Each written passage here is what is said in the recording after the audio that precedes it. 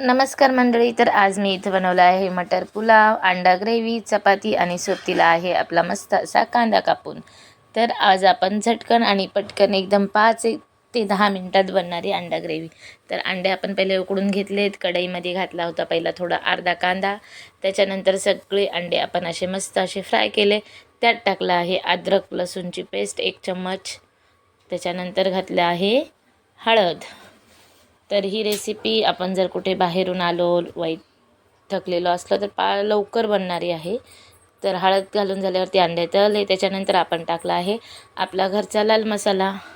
तर लाल मसाला झाला की इथे आहे ही चिकन ग्रेव्ही मसाला आहे, माझ्याकडे होता तर मी तो घातला आहे. तर पूर्ण पॅकेट हे 25चं आहे, तर हे पॅकेट मी पूर्ण टाकलं आहे. तर ह्याच्याने अंडा ग्रेव्ही खूप छान बनते. ह्याचं अंडा ग्रेव्हीचं पण मसाल्याचं पॅकेट मिळतं, पण मी चिकन ग्रेव्हीचं घेतलं. ह्याच्यात मीठ टाकून गरम पाणी थोडंसं टाकून अशी अंडा ग्रेव्ही झटकन पटकन तयार आहे.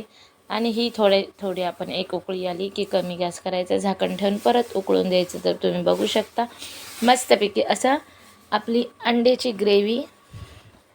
आम्हाला जास्त थिक नाही आवडत, तर पातळच असते आमची ग्रेव्ही.